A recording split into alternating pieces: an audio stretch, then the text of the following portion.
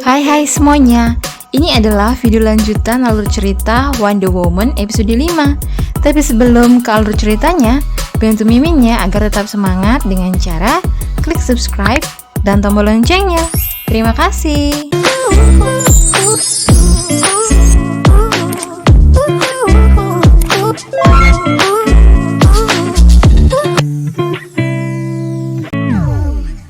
Di episode sebelumnya, setelah Sunwook mengantar Joyeon pulang, Sunwook pergi ke rumah sakit tempat yang menabrak Joyeon dirawat untuk mencari informasi yang mungkin bisa didapat Sunwook tentang tabrakan itu. Dan sesampainya di rumah sakit, pengemudi yang menabrak Joyeon masih terbaring di ranjang dengan kondisi yang gak sadarkan diri. Dan saat Sunwook menanyai istri supir itu, didapatlah informasi kalau suaminya dulu juga pernah bekerja di Hanju Passion. Bahkan, suaminya hampir saja menjadi korban kebakaran di Hanju Passion. Kemudian, Sunwook pun pergi setelah meminta izin untuk memeriksa nomor ponsel suaminya. Setelah sampai di rumah, Sunwook mencari tahu informasi tentang Hanju Passion yang terbakar, di mana ada artikel yang menyebutkan kalau pelaku utama pembakaran mengakui perbuatannya, dan orang itu adalah ayahnya Joyeon yang sampai sekarang masih dipenjara untuk mempertanggungjawabkan perbuatannya. Kemudian scene pun berganti ke Joyeon, di mana Joyeon sedang menduga-duga siapa sebenarnya dirinya. Dan saat Joyeon menyimpulkan, ternyata yang ada di pikiran Joyeon itu adalah kalau dia berpura-pura menjadi jaksa. Apalagi Joyeon semakin yakin kalau dia itu adalah gangster sekaligus penipu. Saat Joyeon memberikan penjelasan kepada Sungwon, kenapa Sunwook mengantarnya pulang dengan alasan-alasan yang membuat Sungwon gak curiga. Esok paginya saat akan pergi ke kantor, Joyeon terkejut karena yang menjadi supirnya pagi ini adalah Pak No. Dan sesampainya di gedung grup Yumin, Joyeon dan Pak No yang berjalan di sampingnya disambut dengan hormat oleh para pegawai di gedung itu. Walaupun Joyeon agak risih, tapi Pak No menjelaskan kalau itu wajar. Apalagi Joyeon adalah pimpinan baru yang memegang semua kekayaan dan kekuasaan dari ayahnya. Setelah berada di dalam kantor, Joyeon sempat bingung apa yang akan dikatakannya saat ketemu para direktur yang akan melapor tentang perencanaan bisnis baru untuk cabang perusahaannya. Lalu Pak No pun menasehati Joyeon untuk nggak banyak bicara, cukup mengatakan oke, karena nantinya rencana itu juga direvisi ulang oleh Sunwook dan Joyeon setuju. Tapi yang terjadi, Joyeon gak bisa membungkam jiwa kritisnya saat melihat laporan para direktur yang meminta persetujuannya, di mana Joyeon menolak laporan pemasaran agresif yang gak efisien yang akan terlalu banyak menghabiskan duit. Lalu Joyeon juga menolak untuk membuat platform layanan kesehatan karena akan tersandung dengan undang-undang kesehatan. Dan Joyeon juga menolak untuk menjalankan bisnis earphone Bluetooth karena menurut Joyeon, earphone Bluetooth itu nggak laku di pasaran. Nah, walaupun Joyeon melenceng dari kesepakatannya dengan Pak No nggak menghentikan tindakan Joyeon. Pak No malah memberikan tanda oke yang mengartikan kalau yang dilakukan Joyeon itu sempurna. Kemudian yang terakhir, Pak No mendampingi Joyeon untuk melihat toko furniture yang dikelola sama grup Yumin. Dan sambil santai di sofa, Joyeon mengikuti konferensi video secara online dengan cabang Australia. Tapi ketika Joyeon masih mengatakan hai, secara sengaja pihak cabang Australia mematikan sambungan mereka, yang membuat Joyeon gak terima karena diremehkan, dan menyuruh Pak No untuk menjadwalkan ulang rapatnya kembali dan mengharuskan pihak cabang Australia untuk datang ke kantornya. Saat makan siang tiba, Joyeon sudah berada di sebuah restoran untuk makan siang bersama ayah mertuanya Mina. Sebenarnya, Joyeon merasa nggak nyaman makan siang di restoran bersama ayah mertuanya Mina. Apalagi saat ayah mertuanya Mina membuka pembicaraan dengan menakut-nakuti Joyeon tentang pembukaan hotel baru di Pulau Jeju yang meninggalkan citra buruk karena semua keluarganya meninggal di hari yang sama dengan hari pembukaan hotel di Pulau Jeju, dan merayu Joyeon untuk menggabungkan bisnis hotel mereka. Tapi tanpa segan, Joyeon menolak keinginan mertuanya Mina. Lalu Joyeon pun pergi meninggalkan mertuanya Mina. Dan secara kebetulan, Di sebelah ruangan Joyeon dan mertuanya Mina makan, ada Yujun dan Jaksariyu, di mana Jaksariyu memperingatkan Yujun untuk berhenti menyelidiki Lee Bong-sik ataupun kasus menantu grup Hanju. Tapi Yujun menolak dan akan mengikuti hukum lalu pergi meninggalkan Jaksariyu. Nah, di saat Joyeon keluar ruangan, Pak No mengejarnya untuk menasehati Joyeon agar bisa lebih bersikap baik lagi. Yang membuat Joyeon pun berhenti lalu menjelaskan kalau dia nggak bisa berpikir karena udah kelaparan. Dan nggak berapa lama mereka berbicara, mertuanya Mina juga keluar dari ruangan dan melewati Joyeon dan Pak No. Karena melihat mertuanya Mina juga keluar, akhirnya Joyeon mengajak Pak No kembali ke ruangan tadi untuk makan. Dan setelah Joyeon berjalan 5 langkah, tiba-tiba ada Yujun yang juga melewati tempat Joyeon bicara dengan Pak No tadi. Lagi-lagi Yujun gak ketemu ya sama Joyeon padahal tinggal dikit lagi loh, ya ampun. Setelah selesai makan siang dan kembali ke kantor, Sunwook datang menemui Joyeon untuk meminta informasi tentang teman-temannya Mina. Tapi informasi yang didapat Joyeon, kalau Mina itu gak punya seorang teman pun yang bisa ditanyai. Lalu Joyeon pun mengusulkan pergi ke galeri untuk ketemu direktur di galeri itu karena orang terakhir yang melihat Mina adalah direktur itu.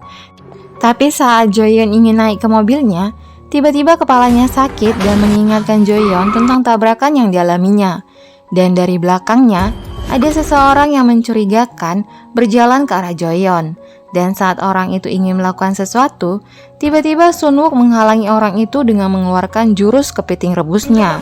Dan setelah ditanyai, ternyata paman itu hanya mau bicara dengan Joyeon dan ingin menjelaskan kalau earphone Bluetooth yang ditolak Joyeon memiliki fitur yang sangat berbeda dengan versi yang lama dan meminta Joyeon untuk mempertimbangkannya kembali. Lalu Joyeon pun menerima earphone itu dan berjanji untuk menemui paman itu.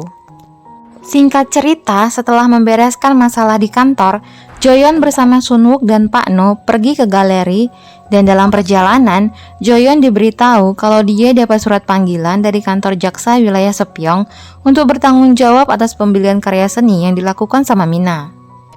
Sesampainya di galeri, Joyeon pun pergi ke dalam galeri untuk menemui direktur itu, sedangkan Sunwook dan Pak No menunggu Joyeon di dalam mobil. Di saat menunggu, Sunwook mencoba menelpon nomor HP yang gak tahu punya siapa, tapi nomor itu ada di riwayat panggilan keluar nomor telepon si supir yang menabrak Joyeon.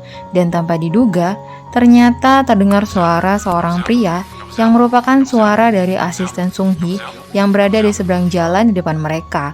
Dan saat Sunwook mematikan teleponnya, HP asisten Sung-hee juga mati. Dan Sunwook menduga kalau Sung-hee juga berkaitan dengan tabrakan itu. Sedangkan Joyeon sebelum masuk ke galeri, Joyeon bertemu dengan Sung-hee di luar. Lalu Sung-hee memberitahu kalau direktur sedang pergi ke Amerika untuk urusan bisnis dan menyuruh Joyeon untuk gak usah masuk ke dalam, lalu pergi meninggalkan Joyeon. Kemudian Joyeon pun kembali ke dalam mobil. Lalu Sunwook memberitahu kalau Sung-hee terlibat dalam tabrakan itu karena riwayat panggilan supir yang menabrak Joyeon terdapat nomor asistennya dan Mina adalah targetnya, yang membuat Joyeon pun terkejut karena kalau dipikir-pikir Mina hanya seorang istri yang berdiam diri seharian di rumah dan gak punya kekuasaan sama sekali, yang membuat Joyeon menjadi panik karena dia tinggal satu atap dengan orang yang mencoba membunuhnya. Tapi karena nasihat Sunwook, akhirnya Joyeon pun menerima kenyataan kalau dia nggak bisa lari kemana-mana. Kemudian setelah selesai bekerja, Joyeon pun pulang ke rumah dan bertemu dengan Nenek Kim, di mana Nenek Kim mengajak Joyeon untuk makan malam. Di saat Joyeon menyantap makanannya, Nenek Kim memberitahu kalau yang dimakannya adalah kongsu. Jadi kongsu itu adalah sejenis makanan yang terbuat dari kacang, merupakan salah satu makanan yang dihindari sama si Mina karena Mina alergi sama kacang.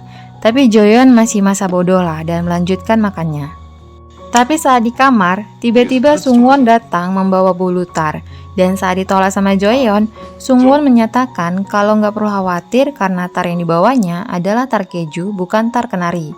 Tapi setelah Sungwon pergi, Joyeon baru teringat kalau dulu Sungwook pernah mengambil kacang dari tangannya karena mengira dia adalah Mina. Kemudian Joyeon pun menelpon Sunwook untuk memastikan tebakannya. Dan benar aja, kalau Mina alergi kacang. Lalu Joyeon pun menceritakan pada Sunwook kalau tadi dia telah memakan konguksu, dan Sunwook menyuruh Joyeon untuk berpura-pura sakit esok harinya. Esok paginya saat turun ke ruang tamu, Joyeon melakukan sandiwaranya berpura-pura sakit perut. Dan saat nenek Kempot tahu Joyeon sakit perut karena makan konguksu, tiba-tiba nenek Kempot memarahi Jahe dengan melempar cangkir ke arah Jahe. Tapi karena sering melihat nenek Kempot menyiram Mina dengan kopi, akhirnya Jahe pun bisa menghindar dari siraman si nenek Kempot. Lalu nenek Kim pun datang dan memberitahu kalau dialah yang memberi konguksu pada Mina. Kemudian, Sung Hee mendatangi nenek Kim di dapur untuk mencari tahu keadaan Mina setelah makan konguksu. Ternyata, Sung Hee lah yang menyuruh nenek Kim untuk memberikan konguksu kepada Joyeon. Tapi nenek Kim gak mudah diperalat. Nenek Kim memang memberikan konguksu pada Mina, tapi menggantikan kacang dengan bubuk kedelai dan memperingatkan Sung Hee untuk enggak membawa masalahnya ke dalam rumah. Tapi nenek Kim juga memberitahu kalau dia merasa aneh karena saat ini Mina bilang kalau dia sakit karena makan konguksu. Lalu scene pun berganti, di mana Joyeon terjebak di dalam kamar karena sandiwaranya yang sakit perut, mengharuskan Joyeon untuk istirahat di kamar. Lalu Jahe pun menemuinya untuk mengucapkan terima kasih karena telah peduli padanya. Lalu Joyeon pun bertanya kepada Jahe, kenapa dia bisa bertahan di keluarga ini, padahal Jahe punya penghasilan, orang tua yang kaya yang bisa memberinya anak perusahaan. Dan Jahe menceritakan kalau perusahaan Hanju dan orang tuanya merupakan perusahaan tumpang tindih dalam bisnis. Jadi keluarganya memperlakukan dia sebagai mata-mata, dan Jahe juga punya alasan tertentu kenapa dia bertahan di keluarga Hanju. Tapi tiba-tiba Jahe mengeluarkan jurus marketingnya untuk mengajak Joyeon untuk berinvestasi di perusahaan tempat si Jahe berinvestasi, di mana semakin banyak dana yang diberikan, maka semakin banyak untung yang dihasilkan. Tapi Joyeon menduga kalau investasi yang dikatakan Jahe adalah penipuan dan menyarankan pada Jahe untuk mengambil uangnya kembali. Tapi Jahe yang berpikiran sempit mengira kalau Joyeon telah menghina dirinya. Lalu Jahe pun beranjak pergi. Dan sebelum Jahe meninggalkan kamar Joyeon, tiba-tiba Joyeon berteriak kalau dia akan berinvestasi, lalu membuat investasinya sebagai umpan agar keuntungan uang Jahe bisa dibayar. Lalu Joyeon pun menyuruh Jahe untuk menarik semua uangnya setelah keuntungannya dibayarkan. Dan Jahe pun setuju. Dan Joyeon membuat janji kelingking dengan Jahe sebagai rahasia mereka. Dan episode 5 pun selesai. Nah, di episode 5 ini kita tahu kalau ayahnya Joyeon adalah tersangka utama pembakaran di Hanju Prison yang juga menewaskan ayahnya Sunwook. Kira-kira apakah memang benar kalau ayahnya Joyeon pelakunya? Tunggu episode selanjutnya ya. Thanks for watching. Bye-bye.